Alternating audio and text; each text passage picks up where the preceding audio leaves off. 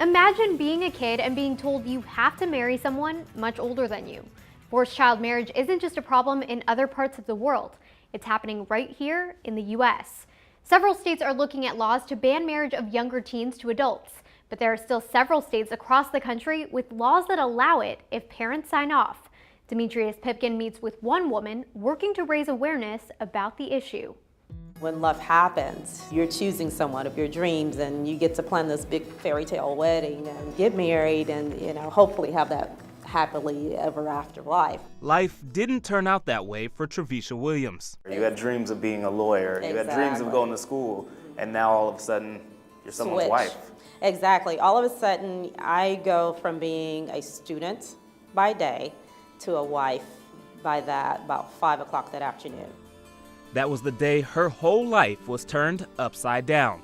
I was in the 9th grade, and I was leaving my high school when my mom picked me up and carried me to the Justice of the Peace Court and married me off to a 26-year-old man who had recently been released from prison.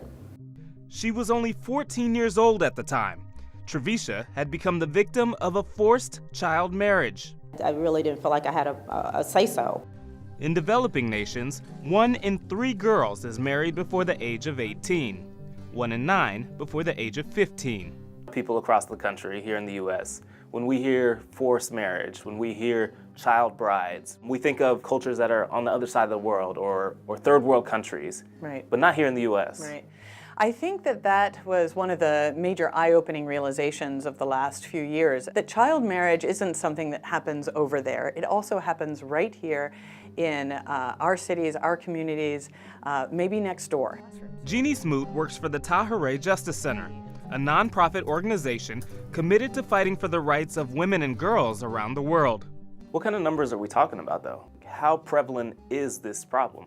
Based on data pulled from just the marriage license records of some 38 states, more than 200,000 minors were married in the United States just over 2000 to 2010. There you go, just scoot in a little more.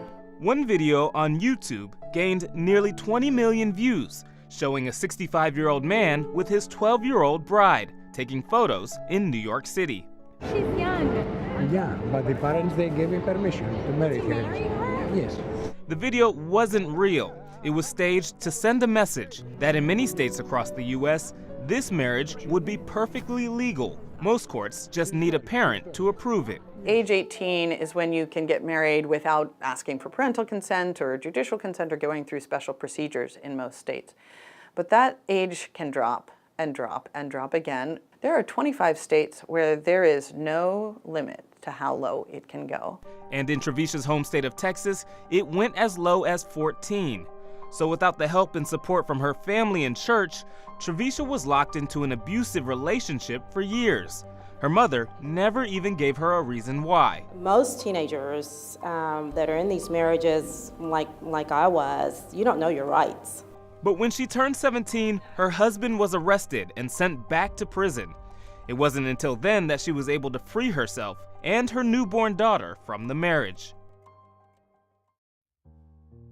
This is us having a girls' day out. More than 30 years have passed since Trevisha escaped her forced marriage. Good morning, everybody. My name is Dr. Trevisha Williams. Today, she uses her story as a survivor to spread awareness about the problem.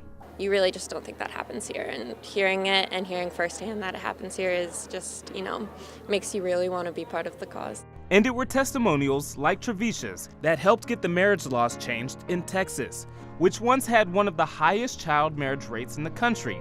Now is one of only 3 states that limits marriage to legal adults. What role do the survivors play in getting these new laws passed?